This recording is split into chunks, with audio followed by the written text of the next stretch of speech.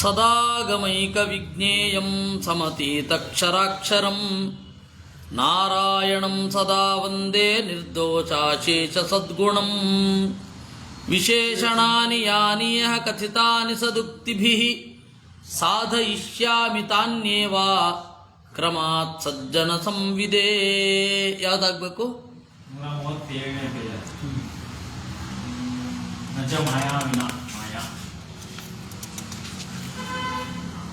ಜಗತ್ತು ಮಿಥ್ಯಾ. ಮಿಥ್ಯಾ ಅಂದರೆ ಅವ್ರದ್ದು ಪರಿಭಾಷೆ ಬೇರೆ. ಅದನ್ನು ನಾನು ನಿಮಗೆ ಹೇಳಿದ್ದೇನೆ. ಆದರೆ ಈ ಜಗತ್ತು ಕಾಣಿಸ್ತಾ ಇದೆಯಲ್ಲ, ಮಾಯೆ. ಮಾಯೆ ಅಂದರೆ ಇಂದ್ರಜಾಲ. ಅಜ್ಞಾನದಿಂದ ರೂಪುಗೊಂಡದ್ದು ಆಗಿದೆ. ಅದು ಅಲ್ಲ, ಆಗಿದೆ. ಇರಲಿ, ಅದು ಹೇಳ್ಬಿಡ್ತೇನೆ, ಹೇಳ್ಕೊಂಡು ಹೊರಟೋಗ್ತಾನೆ.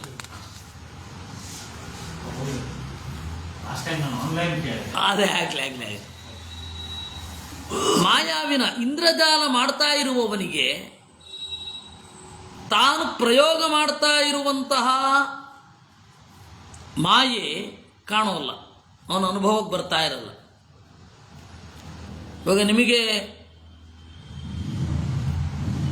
500ರ ನೋಟನ್ನು ಅವನು ತೋರಿಸಬಹುದು. ನಾನು ಸೃಷ್ಟಿ ಮಾಡಿದ್ದೀನಿ ಅಂತ ಅವನೇ ಅಂದ್ಕೊಂಡಿರಲ್ಲ. ಕೈ ಚಳಕದಿಂದ ಕಣ್ಕಟ್ಟು ಮಾಡಿ ನಿಮಗೆ ತಂದಿದ್ದೇನೆ ಅಂತಲೇ ಅವನಿಗೆ ಗೊತ್ತಿರೋದು. ದೇವರಿಗೆ ಜಗತ್ತಿನ ಬಗ್ಗೆ ಆ ಭಾವನೆ ಇದೆಯಾ? ಜಗತ್ತಿಲ್ಲ, ಇವರಿಗೆ ಭ್ರಮೆ ಮೂಡಿಸ್ತಾ ಇದ್ದೀನಿ ಅಂತ ಭಾವನೆ ಇರಲಿಕ್ಕೆ ಸಾಧ್ಯನಾ? ದೇವರ ಪರ್ಸೆಪ್ಷನನ್ನು ನೀವು ಅರ್ಥ ಮಾಡಿಕೊಳ್ಳಿ. ನಾನು ಜಗತ್ತಿನ ಬಗೆಗೆ ಭ್ರಮೆಯನ್ನು ತೋರಿಸ್ತೇನೆ, ಇವರು ನೀತಿಯನ್ನು ಅನುಸರಿಸಬೇಕು, ನಿಯಮವನ್ನು ಅನುಸರಿಸಬೇಕು ಅಂತ ದೇವರಿಗಿರುತ್ತಾ? ಯೋಚನೆ ಮಾಡೋದು ಬೇಡ. ಸದಾ ಪಶ್ಯತಿ ತೇನೇದಂ. ದೇವರು ಇಲ್ಲಿ ಒಳಿತನ್ನು ಮಾಡಿದವರಿಗೆ ಒಳ್ಳೆಯದನ್ನೇ ಮಾಡ್ತಾನೆ, ಕೆಡುಕನ್ನು ಮಾಡಿದವರಿಗೆ ಕೆಡುಕನ್ನೇ ಮಾಡ್ತಾನೆ. ಅಂದರೆ ದೇವರು ಈ ಪ್ರಪಂಚವನ್ನು ಸತ್ಯ ಅಂತಲೇ ಗ್ರಹಿಸ್ತಾ ಇದ್ದಾನೆ ಅಂತ. ದೇವರಿಗೆ ಅಜ್ಞಾನ ಹೇಳೋ ದೊಡ್ಡವರು ನೀವಾದರೆ ಏನು ಮಾಡಲಿಕ್ಕಾಗಲ್ಲ. ತೇನ ಇದಂ ನಮಾಯ ಇತ್ಯವಧಾರ್ಯತಾಂ. ಅಪರೋಕ್ಷ ವಿದೋ ಮಿಥ್ಯಾ ದರ್ಶನಂ ನ ಕ್ವಚಿತ್ ಭವೇತ್. ದೇವರು ಎಲ್ಲವನ್ನು ಪ್ರತ್ಯಕ್ಷವಾಗಿ ಕಾಣುವವ, ಅವನಿಗೆ ಮಿಥ್ಯಾದರ್ಶನ ಇಲ್ಲವೇ ಇಲ್ಲ. ಸರ್ವಾಪರೋಕ್ಷ ವಿದ್ವಿಷ್ಣು ವಿಶ್ವದೃಕ್.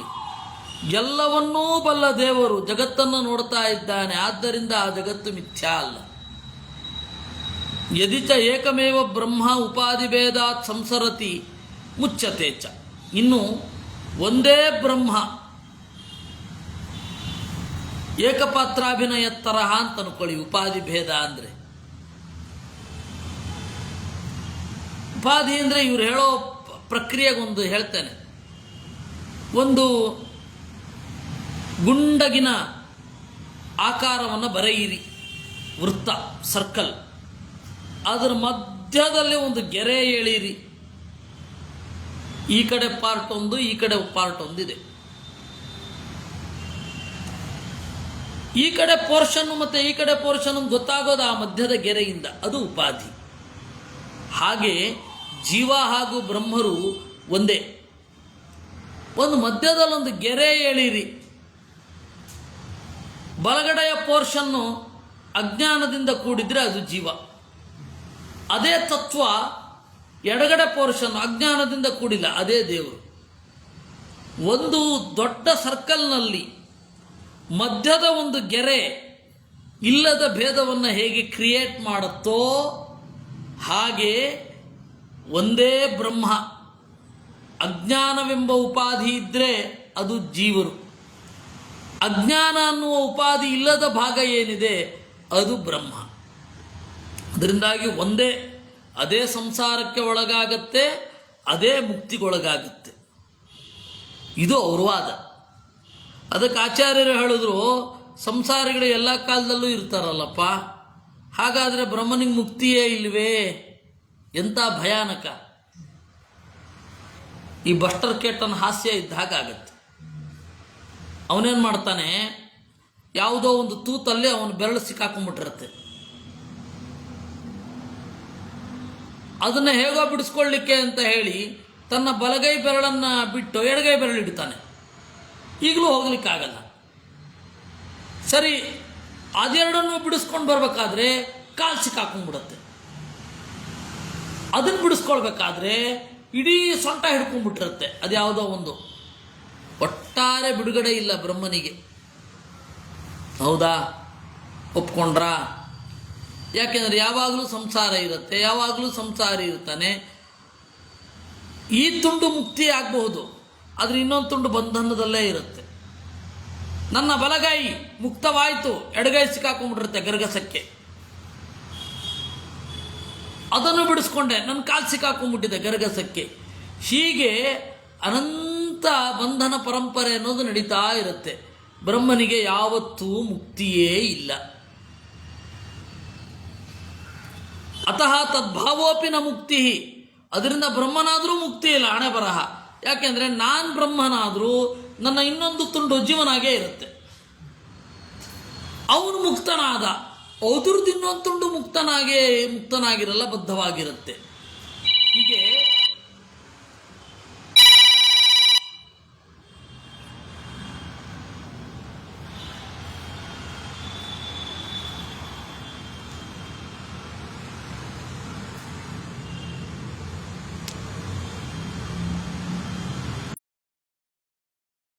ಹೀಗೆ ನಾನು ಮುಕ್ತನಾದರೂ ಬ್ರಹ್ಮನಾಗಿ, ನಾನು ಬ್ರಹ್ಮನಾದರೂ ಮುಕ್ತಿ ಅಂತ ನನ್ನ ಹಣೆಯಲ್ಲಿ ಬರೋದಿಲ್ಲ. ಯಾಕೆ ಅಂದರೆ ನಾನೊಂದು ಸಂಗತಿ ಹೇಳ್ತೇನೆ. ಮೊದಲು ಅದ್ವೈತವನ್ನು ಹೇಳಿದವರು ಮುಕ್ತರಾದರು, ಅವ್ರಿಗೆ ಸಾಕ್ಷಾತ್ಕಾರ ಆಗೋಗಿದೆ. ನಾನಿನ್ನೂ ಇದನ್ನಲ್ಲ, ನನಗಿನ್ನೂ ಆಗಿಲ್ಲ. ನಾನು ಮುಕ್ತನಾಗೋದೆ, ನನ್ನ ನಂತರ ಬರೋನಾಗಿಲ್ಲ. ಇದು ಅನಾದಿ ಪರಂಪರೆ ಅಂತ ವೇದ ಹೇಳ್ತಾ ಇದೆ. ಧಾತಾಯಥಾ ಪೂರ್ವಮ ಕಲ್ಪಯತ್ತಂತ.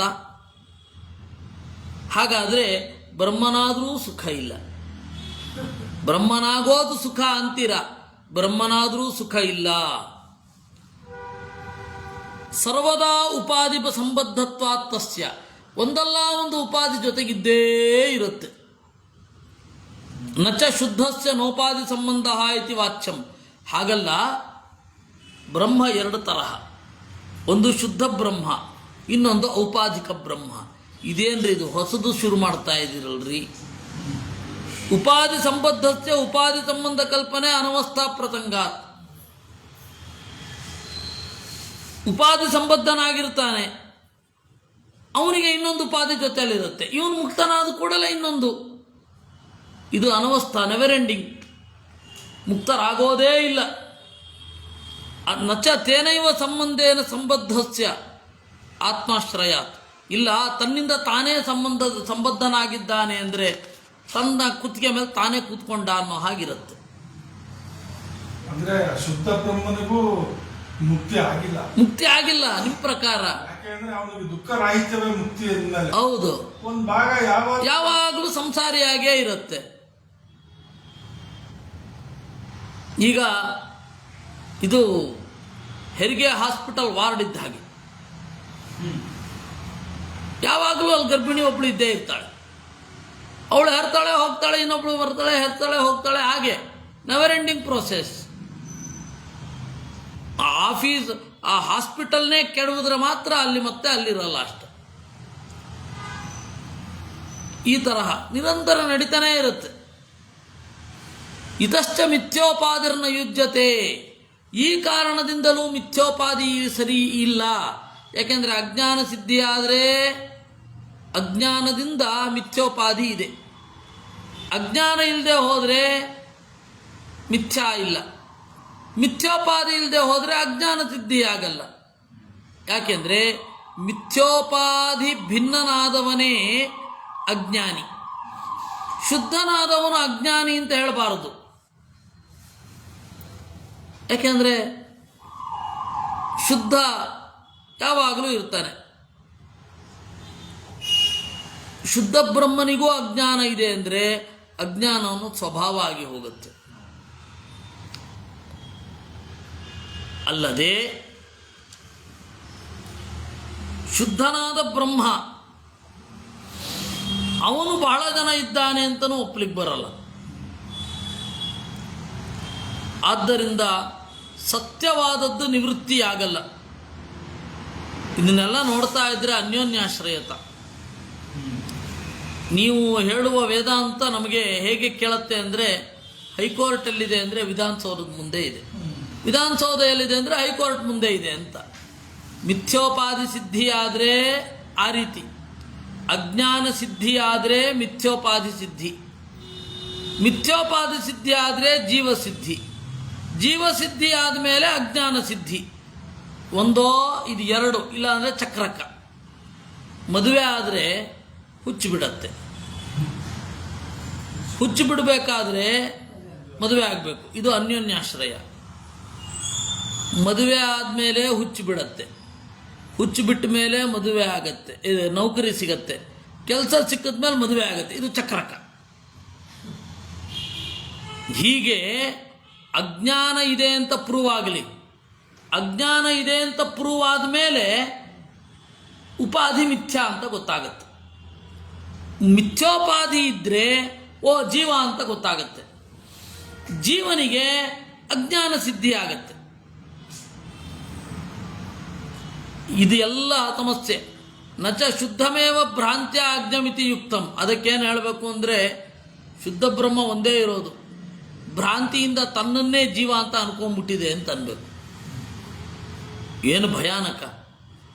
ಅಜ್ಞಾನ ಸಿದ್ಧಿ ಆದಮೇಲೆ ಭ್ರಮಸಿದ್ಧಿ, ಭ್ರಮಸಿದ್ಧಿ ಆದರೆ ಅಜ್ಞಾನ ಸಿದ್ಧಿ, ಮತ್ತು ಅಲ್ಲಿಯೂ ಅನ್ಯೋನ್ಯಾಶ್ರಯ ಇದೆ. ಒಬ್ಬ ಸಾಧಕನ ಪ್ರಯತ್ನನೇ ಬೇಡ, ಉಪಾಧಿ ಹೋದ್ರೆ ನಾನು ಶುದ್ಧ ಬ್ರಹ್ಮ ಆಗ್ತೀನಿ. ಅದೇ ಸಾಧಕ ಯಾಕೆ ಪ್ರಯತ್ನ ಪಡಬೇಕು ಅಂತ. ಉಪಾಧಿ ಹೋದ್ರೆ ನಾನು ಖಂಡಿತ ಸಾಧಕನೊಬ್ಬ ಪ್ರಯತ್ನ ಪಡೋದೇ ಬೇಡ, ಉಪಾಧಿಯೇ ಆಗಿದೆ ಹೋಗಲಿ ಅಂತ. ನೀವು ಸಾಧನ ಯಾಕೆ ಬೇಕು? ಇನ್ನೂ ಅಲ್ಲ, ದೇವರು ಆಯ್ತಪ್ಪ, ನಮಗೆ ಒಂದು ಲಾಭ ಇದೆ. ಈಗ ಏನಾಗತ್ತೆ ಗೊತ್ತಾ, ಅನಂತ ಕಾಲದಿಂದ ದೇವರು ಎಲ್ಲರನ್ನ ಬಿಡುಗಡೆಗೊಳಿಸ್ತಾ ಇದ್ದಾನೆ. ಯಾವತ್ತೋ ಒಮ್ಮೆ ಜೀವರು ಖಾಲಿ ಆಗ್ಬೇಕಲ್ವ. ನೀವು ಭೇದ ಇದೆ ಅಂತ ಹೇಳುವವರು ಸಿಕ್ಕಾಕೊಳ್ಳುವ ಪ್ರಸಂಗ ಇದೆ. ಯಾವತ್ತೋ ಒಂದು ದಿವಸ ಜೀವರು ಖಾಲಿ ಆಗ್ಬೇಕು, ಆವಾಗ ಗಾಡ್ ವಿಲ್ ಬಿ ಜಾಬ್ಲೆಸ್. ತನ್ನ ಕೆಲಸಕ್ಕಾಗಿ ಏನು ಮಾಡ್ತಾನೆ, ಮತ್ತೆ ಮುಕ್ತರಾಗಿರುವ ಜೀವರನ್ನು ತಂದು ಜಗಜ್ಜನ್ಮಾದಿಗಳಲ್ಲಿ ತೊಡಗಿಸ್ತಾನೆ. ಹೀಗಾದರೆ ಮುಕ್ತಿ ಶಾಂತ ಆಗತ್ತೆ, ಅನಂತ ಆಗಲ್ಲ. ಇದು ಒಂದು ಸಮಸ್ಯೆ. ನಮಗ ಸಮಸ್ಯೆ ಇಲ್ಲ ಅಭೇದವನ್ನು ಹೇಳುವವರಿಗೆ. ಯಾಕೆ ಗೊತ್ತಾ, ನಾವು ಅನಾದಿ ಕಾಲದಿಂದ ಇದೇ ಟರ್ನು. ನಾವು ಐಸ್ಪೈಸ್ ಆಡ್ತಾ ಇದ್ವಿ. ಒಬ್ಬ ಕಣ್ಣ ಮುಚ್ಚೆ ಕಾಡೆ ಗೂಡೆ ಅಂತ ಶುರು ಮಾಡಿದ. ಅವನು 1 2 3 4 5 6 7 8 ಅಂತ ಹೇಳೋ ಅಷ್ಟೊತ್ತಿಗೆ ಇವರೆಲ್ಲ ಅಡ್ಕೊಂಡಿರ್ತಾರೆ. ನೋಡಿದ, ಯಾರೋ ಒಬ್ಬ ಸಿಕ್ಕ, ತಟ್ಟಿ ಅವನು ಸಿಕ್ಕಿದ್ದಾನೆ ಅಂತ ಘೋಷಣೆ ಮಾಡಿದ. ಅವನು ಮತ್ತೆ ಕಣ್ಣು ಮುಚ್ಕೋತಾನೆ, ಉಳಿದವರೆಲ್ಲ ಅಡುಕೋತಾರೆ. ಆಟ ಮುಗಿಯಲ್ಲ, ಮುಂದುವರಿಯುತ್ತೆ. ಆ ರೀತಿ ಒಬ್ಬ ಬ್ರಹ್ಮ ಅವನೇ ಆಟಕ್ಕಾಗಿ ಜೀವನಾಗ್ತಾನೆ, ಮತ್ತೆ ಅವನೇ ಬ್ರಹ್ಮನಾಗ್ತಾನೆ.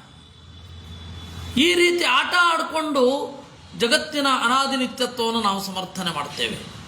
ನೀವು ಭಿನ್ನ ಅಂತ ಹೇಳುವವರು ಈ ಆಟದ ಕಣ್ಣಾಮುಚ್ಚಾಲೆ ಆಟವನ್ನೇ ನೋಡೋಣ. ನಾನೇನು ಮಾಡ್ತೇನೆ, ಒಬ್ಬನನ್ನು ಔಟ್ ಮಾಡ್ತೇನೆ, ಅವನು ಹೊಟ್ಟೆ ಹೋದ, ಇನ್ನು 4 ಜನ ಉಳಿದ್ವಿ. 5 ಜನ ಆಟ ಆಡ್ತಾ ಇದ್ವಿ, ಅವನು ಹೊಟ್ಟೆ ಹೋದ, 4 ಜನ ಉಳಿದ್ವಿ. 4 ಜನದಲ್ಲಿ ಇನ್ನೊಬ್ಬ ಸಿಕ್ಕ, ಔಟ್ ಅಂದೆ, ಹೊಟ್ಟೆ ಹೋದ ಅವನು, 3 ಜನ ಉಳಿದ್ವಿ. ಹಿಡಿಯೋರು ಯಾರೂ ಇಲ್ಲ. ನಿಮ್ಮ ದೇವರು ಭೇದವನ್ನು ಹೇಳಿದರೆ ನೋಡಿ ಈ ಪ್ರಾಬ್ಲಮ್ ಬರುತ್ತೆ. ನೋಡಿ, ಅಭೇದ ಹೇಳಿದ್ರೆ ಅವರಲ್ಲಿ ರೊಟೀನ್ ಆಗ್ತಾ ಇರುತ್ತೆ. ಜಗಜ್ಜನ್ಮಾದಿ ಕಾರಣತ್ವ ದೇವರಿಗೆ ಯಾವಾಗಲೂ ಇರಬೇಕು ಅಂದರೆ ಅಭೇದ ಒಪ್ಪಬೇಕು, ಗೊತ್ತಾಯ್ತಾ ಅಂತಾರವರು. ಈ ಪ್ರಶ್ನೆ ಜೆನ್ಯೂನ್ ಅಂತ ಅನ್ಸುತ್ತೆ ಎಲ್ಲರಿಗೂ, ಹೌದಲ್ವಾ? ನಮಗೆ ನಿರುದ್ಯೋಗ ಇದ್ದರೆ ಏನಾದರೂ ಪ್ರಾಬ್ಲಮ್ಮು, ದೇವರೇ ನಮಗೂ ಉದ್ಯೋಗ ಕೊಡಪ್ಪ. ದೇವರೇ ಜಾಬ್ಲೆಸ್ ಆದ್ರೆ ಎಂತ ಮಾಡೋದು?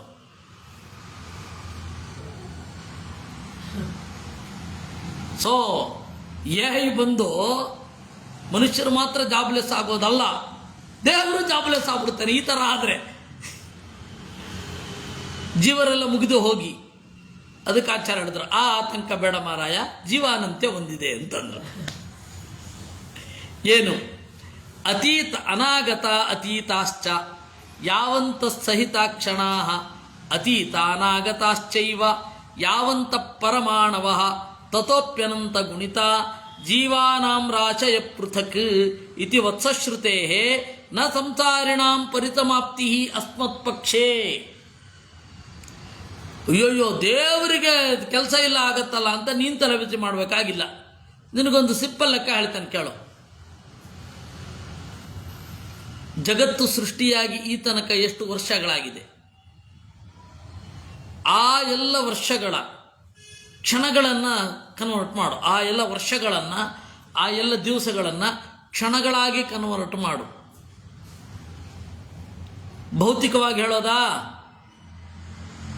ಯಾವಂತ ಪರಮಾಣವ ಹಿಂದಿನ ಯುಗದ ಹಿಂದಿನ ಕಲ್ಪದಲ್ಲಿ ಆಗಿ ಹೋದ, ಈ ಕಲ್ಪದಲ್ಲಿ ಆಗಿ ಹೋದ ಎಲ್ಲ ವಸ್ತುಗಳ ಸಂದು ಹೋದ ಪರಮಾಣುಗಳನ್ನು ಕಲ್ಪನಿಸು. ಅದಕ್ಕಿಂತ ಅನಂತಪಟ್ಟು ಜಾಸ್ತಿ ಇದೆ ಜೀವರ ಅನಂತ. ಅದರಿಂದಾಗಿ ಗಾಡ್ ವೋಂಟ್ ಬಿ ಜಾಬ್ಲೆಸ್. ದೇವರಿಗೆ ಜಾಬ್ ಇಲ್ಲ ಅಂತ ಆಗಲ್ಲ, ಅವರಿಗಿದ್ದೇ ಇರುತ್ತೆ. ಒಂದು ವೇಳೆ ಇಲ್ಲಿ ಇರಲಿಲ್ಲ ಅಂತ ಇಟ್ಕೋ, ಅಯ್ಯೋ ದೇವರಿಗೆ ಸೃಷ್ಟಿ ಮಾಡೋದ್ರಿಂದಲೇ ಆನಂದ, ಸೃಷ್ಟಿ ಇಲ್ಲದೆ ಹೋದರೆ ಬೇಸರ ಅಂತ ಏನು ಅಂದ್ಕೋಬೇಡ. ಆ ಒಂದು ಮಿತಿಯೂ ಆ ಒಂದು ಅಜ್ಞಾನದ ಸಮಸ್ಯೆಯೂ ದೇವರಿಗಿಲ್ಲ. ಜೀವರು ಅನಂತ ಅಂತ ಒಪ್ಪೋಣ, ಆದರೆ ಇವಾಗ ಬ್ರಹ್ಮದೇವರು ಅನಂತ, ಹೌದು ದೇವರು ಅನಂತ, ಹೌದು ಹೌದು. ಅವರು ಅದಕ್ಕೆ ರಾಶಯ ಪೃಥಕ್ ಅಂತಂದ್ರು. ಪ್ರತ್ಯೇಕ ರಾಶಿಗಳು. ಅವ್ರು ಅದನ್ನು ಕೇಳಿದ್ದು, ರಾಶಯ ಪೃಥಕ್ ಯಾಕೆ, ರಾಶಯ ಅಂತ ಹೇಳಿದಾರಲ್ಲ ಅಂತ ಉತ್ತರ ಸಿಕ್ಕಿತ್ತು. ಅದನ್ನು ಪಂಡಿತಾಚಾರ್ಯರು ಮಧ್ವವಿಜಯದಲ್ಲಿ ವಿಧಯೋ ವಿಹಂಗ ಪತಯೋ ಗಣಿತಾ ರಮಣೀಯುತಾಶ್ಚ ಫಣಿಪೇಂದ್ರ ಮುಖಾ ಪರಯೋಗ ಭೂರಿ ಸುಖ ಭೋಗ ಮಿತಾ ಅಂತ. ಅಗಣಿತರು, ಅವರು ಅಗಣಿತರು. ಇಲ್ಲಿಯೂ ಅಗಣಿತರು ಮುಕ್ತರಾಗಿದ್ದಾರೆ, ಅಗಣಿತರು ಮುಕ್ತರಾಗುವವರಿದ್ದಾರೆ, ಸಂಸಾರಕ್ಕೆ ಬರುವವರಿದ್ದಾರೆ. ಅದು ಸಿಗಲ್ಲ ಈಗ, ವತ್ಸಶ್ರುತಿ ಅಂತ. ಹೀಗೆ ನ ಸಂಸಾರಿಣಾಂ ಪರಿಸಮಾಪ್ತಿರಸ್ಮತ್ ಪಕ್ಷೇ. ಅದರಿಂದಾಗಿ ನಾವು ಏನು ಮಾಡಬಹುದು ಅಂತಂದರೆ, ಆನಂತ್ಯವನ್ನು ನಾವು ಹೀಗಿಟ್ಕೊಳ್ಬಹುದು. ಯಾವುದರ ಮೂಲಕ? ಉಪಲಬ್ಧಿಯ ಮೂಲಕ ಇಟ್ಕೊಳ್ಬಹುದು. ಪರಮಾಣು ಪ್ರದೇಶೇಪಿ ಅನಂತಾ ಜೀವರಾಚಯ ಸೂಕ್ಷ್ಮತ್ವಾಧೀಶ ಶಕ್ತಿಯೈವ ಸ್ಥೂಲ ಅಪಿ ಸಂಸ್ಥಿತಾ. ಒಂದು ಪರಮಾಣು ಪ್ರದೇಶದಲ್ಲಿಯೂ ಅನಂತ ಜೀವರಾಶಿಗಳಿದಾವಂತೆ. ಅದನ್ನು ಆವರಿಸಿಕೊಂಡೇ ಸ್ಥೂಲ ಶಕ್ತಿಗಳು ಇವೆ. ಅಂದರೆ ನಮ್ಮ ದೇಹದಲ್ಲಿ ಅನಂತ ಪರಮಾಣುಗಳಿದೆ, ಆದರೆ ಯಾರಿಗೋ ಒಬ್ಬನಿಗೆ ನಾನು ಜೀವ ಅಂತ ಅಭಿಮಾನ ಇರುತ್ತೆ. ಅವನಿಗೆ ಅನುಗುಣವಾಗಿ ಇಡೀ ದೇಹ ಆ್ಯಕ್ಟ್ ಮಾಡುತ್ತೆ. ಇನ್ನು ಉಳಿದವರೆಲ್ಲ ದೇಹದಲ್ಲಿ ಇರ್ತಾರೆ, ದುಃಖ ಪಡಲ್ಲ, ಯಾಕೆಂದರೆ ಅಭಿಮಾನ ಇರಲ್ಲ. ಆ ಒಂದು ಪರಮಾಣುವಿನ ಆಕಾರದಲ್ಲಿರುವ ಜೀವನಿಗೆ ಮಾತ್ರ ಅಭಿಮಾನ ಇರುತ್ತೆ. ಸಹಸ್ರ ಯೋಜನತಭಾಂ ಪ್ರಭಾವಾದ್ ವಿಶ್ವಕರ್ಮಣಃ ಅನಂತಾರಾಚಯೋನಂತಾಃ ಪ್ರಜಾನಾಂ ಅಧಿಸಂಸ್ಥಿತಾಃ. ವಿಶ್ವಕರ್ಮನ ಅದ್ಭುತವಾದ ಪ್ರಭಾವದಿಂದ ಅನಂತ ಜೀವರಾಶಿಗಳು, ಅದರಲ್ಲಿ ಅನಂತ ರಾಶಿಗಳು ಇವೆ. ಇದು ಸ್ಕಾಂದದಲ್ಲಿ ಇರುವಂತಹ ಮಾತು. ಆಯಿತಾ? ಆದ್ದರಿಂದ ನಾವು ಹೀಗೆ ಹೇಳಿದ್ದನ್ನು ನೀವು ಒಪ್ಪಬೇಕು ಅಂತ ಹೇಳ್ತಾರೆ. ಇಷ್ಟರೊಂದಿಗೆ ಇವತ್ತಿನ ಚಿಂತನೆಯನ್ನು ಮುಗಿಸೋಣ. ನಚ ಮಿಥ್ಯಾವಸ್ತುನೋ ದುರ್ಘಟತ್ವಮೇವ ಭೂಷಣಂ ಅಂತ ಇನ್ನೊಂದು ಬದಿಗೆ ಹೊರಳುತ್ತೆ, ಅದನ್ನು ಮತ್ತೆ ನೋಡುವ. ಕೃಷ್ಣಾರ್ಪಣಮಸ್ತು.